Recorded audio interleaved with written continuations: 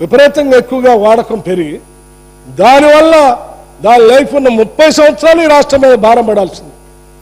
దాదాపు సంవత్సరాలు 200 నుంచి 300 కోట్లు అదనంగా భారం పడుతుందని చెప్తున్నారు. ఒకవేళ 30 సంవత్సరాలు దాని లైఫ్ ఉంటే 300 లెక్క సంవత్సరానికి అధ్యక్ష 30 సంవత్సరాలు ఎంత భారం పడుతుందో మీరు ఆలోచన చేయండి. ఇది మీరు చేసింది. దానికి తోడు పొల్యూషన్ అధ్యక్ష, నోరు లేని చెప్పుకోలేటానికి వాయిస్ లేని అమాయకులైనటువంటి గిరిజన ఉన్నటువంటి ప్రాంతంలో వద్దని నెత్తి నోరు కొట్టుకొని అరిశాం, చెప్పాం, ఒక్కడు పట్టించుకోలేదు. సరే మీ అవసరాలు ఏంటో ముఖ్యమంత్రి గారు ఇందాక చెప్పారు. దేనికోసం చేశారో ఎవరి కోసం చేశారో దాంట్లో ఏం మతలబు ఉందో అంతా స్పష్టంగా ఇందాకనే లెక్కలతో సహా సభకిచ్చారు. సరే దానికి సంబంధించి ఎంక్వైరీ కూడా వేస్తా అన్నారు, మీరే అడిగారు. ఆ జ్యుడిషియల్ ఎంక్వైరీ కూడా వేస్తా ఉన్నారు. దాని సంబంధం కూడా బయటకు వస్తుంది అధ్యక్ష. అదేమో 1080 మెగావాట్ల అధ్యక్ష. ఇక ఈ యాదాద్రి పోనీ అది ఇలా చెప్పారు ముఖ్యమంత్రి గారు కూడా, చాలా అర్జెంటుగా ఉంది పవర్ తేవటానికి, 2 సంవత్సరాలు అయిపోవాలా లేకపోతే కష్టం అని చెప్పేసి ఈ రాష్ట్రంలో ఉన్నటువంటి ఎమోషనల్ డిమాండ్ మీరు ఆ రకంగా వాడుకొని మొత్తం రాష్ట్రం మీద ఆ రకమైన భారం ఇస్తారు. పోనీ 2 సంవత్సరాల్లో పూర్తి చేశారా అని అంటే 2 సంవత్సరాలు అంటే 2 సంవత్సరాలు కాదు, అది దాదాపు 7 సంవత్సరాలు 8 సంవత్సరాలు పట్టింది అధ్యక్ష. ఇవాళ దాని తర్వాత యాదాద్రి అధ్యక్ష, యాదాద్రికి సంబంధించి చాలా సందర్భాల్లో నేనే కాదు సభలో ఉన్న మిత్రులు కూడా ఇప్పుడే మాట్లాడారు. ఏం మాట్లాడారు? ఇక్కడ బొగ్గు లేదు, ఇక్కడ తీసుకొచ్చి పెడితే దాదాపు 240 కిలోమీటర్ల పైన బొగ్గు సరఫరా చేయాలి, దానికి రైల్వే ట్రాక్ వేసుకోవాలా, దాని మీద అదనంగా భారం. ఏదో బొగ్గు దొరికే దగ్గర పెడితే ఈజీగా పవర్ ప్రొడక్షన్ చేసి తక్కువ ఖర్చుతో చేసుకోవచ్చు అని అనుకున్నాం. ఏం చేశారు అధ్యక్ష? సరే గతంలో ఉమ్మడి రాష్ట్రం ఉన్నప్పుడు సరే ఇక్కడ బొగ్గు లేని దగ్గర ఆడ బొగ్గు లేని దగ్గర ఇక్కడ బొగ్గు ఉన్నోడు దేశపోయి ఆడ పెట్టుకుంటున్నారు కాబట్టి వద్దనంటారు. మరి ఇప్పుడు నల్గొండ తెలంగాణలో బొగ్గు దొరికే సత్తుపల్లి తెలంగాణలో, బొగ్గు దొరికే కొత్తగూడెం తెలంగాణలో, బొగ్గు దొరికే రామగుండం కూడా తెలంగాణలో కదా. అయ్యా వేరే ప్రాంతాలు కాదు కదా, ఆడ పెట్టుకోవచ్చు కదా.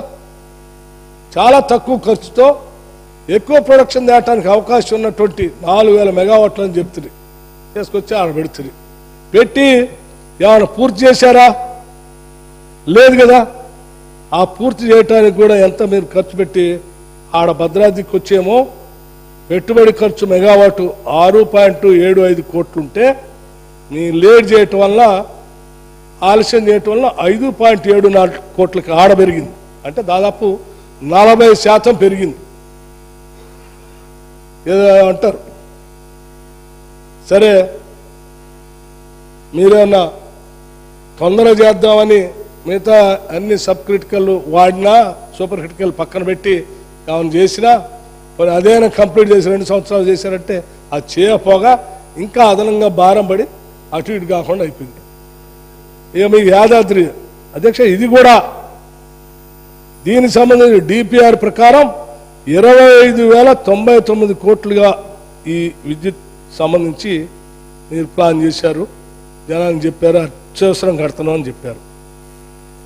దీన్ని ఈరోజు ఇది 34,543 కోట్లకి మీరు ఆలస్యం చేయటం వల్ల పెరిగింది.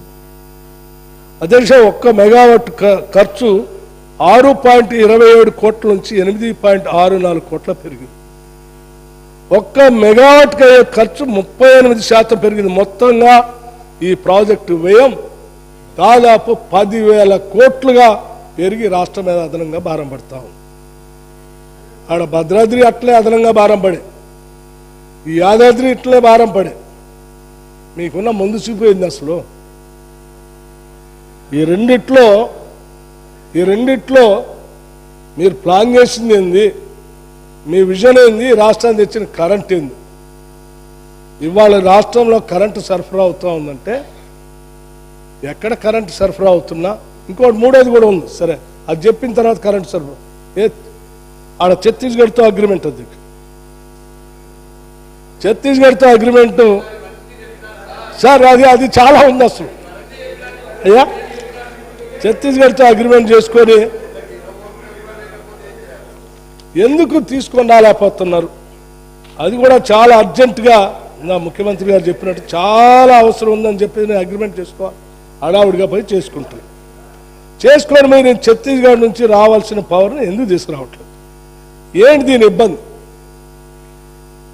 మీరు డబ్బులు చెల్లించకపోవటం వల్ల రావట్లేదా? లేకపోతే అసలు ఆడ ఉత్పత్తి చేసుకోవడానికి పనికొచ్చే బొగ్గు లేకపోవటం వల్ల రావట్లేదా? లేకపోతే ఆడ తక్కువ ధరకే దొరుకుతుంది, దాన్ని కొనకుండా ఉంటే మార్కెట్లో ఇంకా రేట్ ఎక్కువ పెట్టి కొనొచ్చు అనే ఉద్దేశంతో తీసుకురావట్లేదా?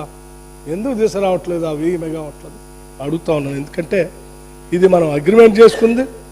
అగ్రిమెంట్ చేసుకున్న దాని ప్రకారం మీరు అది తీసుకురాకపోయినా దాని బిల్లు డబుల్ అయితే కట్టాలి. మీరు కట్టారు కదా, ట్రాన్స్మిషన్కి కట్టారా లేదా? ఆ కట్టిన లెక్క ఎవరు తీసుకొస్తారు, ఎందుకు ఖర్చు అయింది అనేది కూడా మీరు ఈ రాష్ట్ర ప్రజలకు చెప్పాల్సినటువంటి అవసరం ఉందని కూడా నేను ఈ సందర్భంగా మనవి చేస్తా ఉన్నాను అధ్యక్ష. ఇది మీరు మాల్వా నుంచి విద్యుత్ కేంద్రం 1000 మెగావాట్లు విద్యుత్ ఏప్రిల్ 22 నుంచి ఛత్తీస్గఢ్ విద్యుత్ కేంద్రం విద్యుత్ సరఫరా నిలిచిపోయింది. ఎందుకు నిలిచిపోయింది? గ్రిడ్ కారిడార్ అందుబాటులో ఉండి కూడా దాన్ని ఉపయోగించుకోకపోయినా మీరు 638.5 కోట్లు ఇప్పటికే నిరర్ధక చెల్లింపులు చేశారు కదా. మరి దానికి ఎవరు బాధ్యులు? రాష్ట్రానికి సంబంధించిన ప్రజలకు సంబంధించిన డబ్బులే కదా అది. దీనివల్ల మీరు ఇది తీసుకోపోబట్టి మార్కెట్లో విద్యుత్ కొనుగోలు చేయటం జరుగుతూ ఉంది. దానివల్ల 2022-23 వరకు దాదాపు 1886 కోట్ల నష్టం వాటిల్లిందని విద్యుత్ సంస్థల అంచనాలు లెక్కలు చెప్తా ఉన్నాయి. అంటే ఎన్ని రకాల నష్టం అండి? రాష్ట్రం వచ్చిన తర్వాత కరెంటు మేము ఇచ్చాం రాష్ట్ర ప్రజలకు అని చెప్పి మీరు మొదలుపెట్టిన 3 పరిస్థితి, భద్రాద్రి ఏమో అట్లా ఉండే, యాదాద్రి ఇట్లా ఉండే, ఛత్తీస్గఢ్ పవర్ ఇట్లా ఉండే. ఈ 3 ఏమన్నా సాధించామని రాష్ట్ర ప్రజలకు ఉపయోగం ఉన్నాయంటే లేవు. ఏమీ చేయనటువంటి మీరు పొద్దున్న లేస్తే 24 గంటల కరెంట్ మేము వేస్తున్నాం.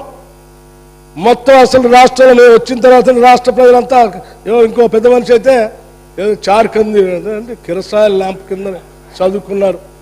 లాంతర్ ల్యాంప్ పట్టుకొని వచ్చారు సభలోకి, లేకపోతే వరి కంకులు పట్టుకొని వచ్చారు, లేకపోతే జొన్న కంకులు పట్టుకొని వచ్చారు. మేము వచ్చిన తర్వాత అన్నీ బంద్ అయినాను. ఏమండి ఎప్పుడు బహుశా మీరు సభలోకి వచ్చి ఉండరు, అప్పుడు మీరు ఎప్పుడో చిన్నప్పుడు చూసి 2 రోజుల్లో ముందు చూపుతో మేము ప్రణాళికలు తయారు చేసి ఈ పవర్ ఇచ్చిన తర్వాత ఆ పవర్ని అనుభవిస్తూ ఈరోజు ఇంకా ఆ ఇచ్చినటువంటి వాళ్ళ కృతజ్ఞతా భావంగా మీరు ఇచ్చారు. ఈరోజు మీరు ఇయ్యబట్టే ఈరోజు రాష్ట్రంలో వెలుగు నిండుతుందని చెప్పాల్సిన మీరు ఆ మాట చెప్పకపోగా మీ వల్ల ఏం కాలేదు, మొత్తం మేమే చేసే ఉంది. ఈ లెక్కలే కదా నేను అడుగుతా ఉన్నాను. ఈ 3 కాకుండా ఇంకేదైనా మీరు పవర్ ప్రాజెక్ట్స్ ఈ రాష్ట్రంలో పెట్టారా అని నేను అడుగుతున్నా సభాముఖంగా గౌరవ సభాపతి ద్వారా మిమ్మల్ని. ఈ 3 కాకుండా, ఈ 3 టైం ఇస్తాం, ఈ 3 కాకుండా యాదాద్రి, భద్రాద్రి, ఛత్తీస్గఢ్ అగ్రిమెంట్ కాకుండా కాదండి. గౌరవ మాజీ మంత్రి గారిని నేను అడుగుతా ఉన్నాను. యాదాద్రి, భద్రాద్రి కాకుండా సరే మాకెవరికి కనపడకుండా ఇన్విజిబుల్ ఏమైనా ప్రాజెక్ట్ మీరు ఎక్కడ కట్టుంటే చెప్పండి, మేము వచ్చి చూస్తాం. ఎట్లా అండి? కళ్ళకి కనపడుతూనే ఉంటాయి కదా, కనపడకుండా ఉండే కాదు కదా. ఎందుకంటే ఇంకెంతకాలం మాయ చేస్తారు రాష్ట్ర ప్రజల్ని మోసం చేసి జనం అందరికి అర్థమైన తర్వాత కూడా ఇంకా సభలో వచ్చి అదే మాట్లాడుతుంటే ఎట్లా? అధ్యక్ష మైక్ ఇస్తారు అధ్యక్ష, ఇచ్చినప్పుడు ఇస్తారు మీకు కూడా ఇస్తారు, తప్పనిసరిగా ఇస్తారు. ఎందుకెవరో గౌరవ సభ్యులు మీకు కూడా ఇస్తారు. మీరు చెప్పేటప్పుడు మీరు చెప్తున్నారు అధ్యక్ష. ఇక విద్యుత్ రంగం మరి ఇక ఈయన చేసింది ఏమి ఈ పక్కన ఉన్నాయి అధ్యక్ష. ఇక మీరు చేసిన నిర్వాహకం రాష్ట్రంలో విద్యుత్ శక్తికి సంబంధించినటువంటి అప్పులు సంబంధించి అయ్యా చెప్తున్నాను. అయ్యా మీరు మొదలుపెట్టిన యాదాద్రి భద్రాద్రి ఆ రెండింటితో ఛత్తీస్గఢ్ పవర్ అగ్రిమెంటు ఈ మూడింటి పుణ్యమా అంటూ మొత్తం కలిపి మీరు ప్రొడ్యూస్ చేసింది 1000 మెగావాట్లు మొత్తం కలిపితే 1000 మెగావాట్లు దానికి ఈ రాష్ట్రంలో 10 ఏళ్ళుగా మీరు చేసిన అప్పులు కూడా చెప్తా ఉన్నాను. అయ్యా ఒకసారి ఆలోచించండి. ఏమంటే మీ చర్యల వల్ల ఈరోజు విద్యుత్ రంగంలో ఉన్నటువంటి సంస్థలన్నీ 81,560 కోట్ల అప్పులు పాలైపోయిన అధ్యక్ష. ఏమంటే పట్టుమని ఒక ప్రాజెక్ట్ కట్టరైతే అప్పులు చూస్తే మాత్రం ఇంత పెద్ద ఎత్తున చేస్తుంది. అధ్యక్ష ఇది ఎక్కడ అన్యాయము? ఎవరైనా ప్రాజెక్టులు కట్టి కరెంటు తీసుకొచ్చి ఇవో దానికోసం అప్పు చేశాం, ఈ కరెంటు తెచ్చాం, జనంకి ఇచ్చామని చెప్తారు. ఏం ఉండవు అధ్యక్ష, కానీ అప్పులు మాత్రం అయిపోతాయి 86,560 కోట్లు. మరి ఇదేనా?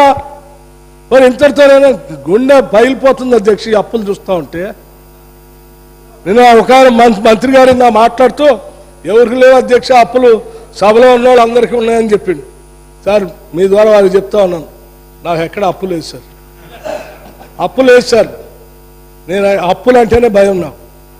అటువంటిది రాక ఈ శాఖ వచ్చింది, ఆ శాఖ, 2 శాఖలు చూస్తూ ఉంటే లక్షల కోట్ల అప్పు అధ్యక్ష. రూపాయి 2 కాదు, ఇది లక్షల కోట్ల అప్పు. ఇది ఎక్కడ అన్యాయం అధ్యక్ష? మీ చర్యల వల్ల 81,560 కోట్లు. అది ఇవి కాకుండా పోనీ ఏమన్నా మీరు ప్రభుత్వం ద్వారా కరెంట్కి ఇచ్చి డిస్కౌంట్ బాగు చేశారా అంటే వాళ్ళకి